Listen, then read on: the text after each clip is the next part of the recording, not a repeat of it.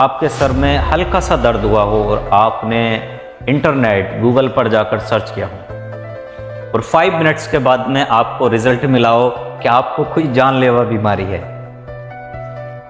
अगर हाँ आपके साथ में ये ऐसा हुआ है कभी, तो समझिए आप अकेले नहीं हैं इस दुनिया में। इस बीमारी को हाइपोकॉन्ड्रिया बीमारी कहते हैं। हाइपोकॉन्ड्रिया बीमारी कोई शारीरिक बीमारी नहीं है, बल्कि जहन की एक ऐसी कैफियत है जहां इंसान अपनी सेहत को लेकर हर वक्त तशवीश मतलब एंजाइटी थका हुआ रहता है। इसमें इंसान को ये लगता है कि उसकी बॉडी कोई ख़तरनाक इशारा दे रही है कि उसके अंदर कोई बीमारी है, लेकिन हकीकत ये है कि वो कोई एक मामूली सी थकान भी हो सकती है, स्ट्रेस भी हो सकता है। आज के दौर में इसका एक नया रूप निकलकर सामने आया है जिसे कहेंगे साइबरकॉन्ड्रिया।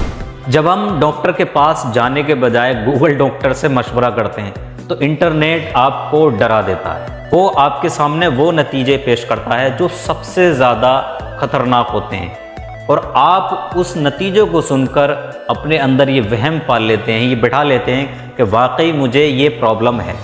जो इंसान इस वहम में मुब्तला रहता है वो अपनी ज़िंदगी का सुकून, पीस ऑफ माइंड खो देता है। वो बार बार टेस्ट करवाता है, वो बार बार डॉक्टर के पास कंसल्ट करता है, रिपोर्ट्स नॉर्मल आती हैं, लेकिन फिर भी उसे सेटिस्फेक्शन नहीं मिलता, तसल्ली नहीं मिलती, और अंदर से उसे ये लगता, उसका जहन ये कहता है कि उसकी बीमारी को डॉक्टर पकड़ नहीं पा रहे हैं। देखो, इसे कुछ एग्जाम्पल से आप अपनी डेली रूटीन के एग्जाम्पल से समझ सकते हैं। सपोज आप अगर अपनी लाइफ में डेली कोई 4-5 या 7-8 घंटे काम करते हैं, आप उसमें से उस लंच ब्रेक को निकाल दीजिए, जिस लंच ब्रेक में आप खाना खाते हैं, बॉडी को रिलैक्स फील कराते हैं, आप उसको भी उसी में जोड़ दीजिए, और उसमें जोड़ने के बाद में सिर्फ आप उसमें कुछ खाना पीना या लंच ब्रेक बिल्कुल ना करें, और उस घंटे को भी उसी काम के अंदर जोड़ दें। आप कंटिन्यूसली काम करें तो आपकी बॉडी एक थकन महसूस करेगी। उसके बाद में वो आपको एक साइन देगी कि अब वो थक चुकी है, उसको एक रेस्ट चाहिए, आराम चाहिए, उस जगह से हटके जहां आप लगातार उसको बिठाए रखा है। जब आप 1 घंटा या 1.5 घंटा 2 घंटे का लंच ब्रेक लेते हैं, खाना भी खाते हैं उसमें आप, उसके बाद में आपकी बॉडी को जो रिलैक्स फील होता है तो वो तमाम तरह की बीमारियों को, एंजाइटी को दूर कर देती है। आप 3 से 4 घंटे 5 घंटे एक चेयर पर टाइम स्पेंड करते हैं किसी काम के पर्पज़ से, तो आप वहाँ एक टायर्ड फील करते हैं, तो बॉडी आपको ये सिग्नल देती है कि अब आपको यहाँ से उठना चाहिए, थोड़ा वॉक करना चाहिए, थोड़ा चलना फिरना चाहिए, जिससे अंदर आपके रिलैक्स फील हो और कुछ आप नया सोच सकें, आपके ब्रेन को राहत मिले, एंजाइटी दूर हो। आप हाइपोकॉन्ड्रिया से बचने के लिए सिर्फ कुछ काम कर सकते हैं, जिसमें पहला है स्टॉप गूगलिंग।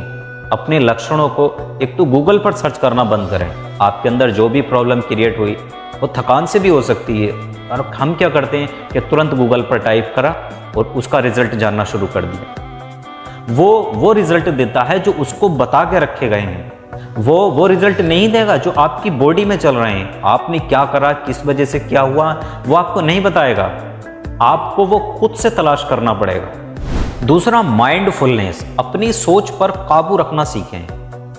देखो, हर दर्द का मतलब ये नहीं होता है कि आप बीमार हैं। हो सकता है वो आपको कोई काम ऐसा किया हो कि आप जिसकी वजह से थक गए हो सकता है आपने किसी चीज़ की वजह से स्ट्रेस लिया हो जिसकी वजह से आप थकान महसूस कर रहे हैं, हो सकता है आप किसी बात की टेंशन ले रहे हो, किसी प्रॉब्लम में चल रहे हो, उसकी वजह से आपको ये प्रॉब्लम हो रही है। तो ये जो अंदर होती है, जिसको गुप्त बोलते हैं, आप इसको अगर इंटरनेट पर गूगल पर सर्च करते हैं तो नहीं मिलेगा कुछ।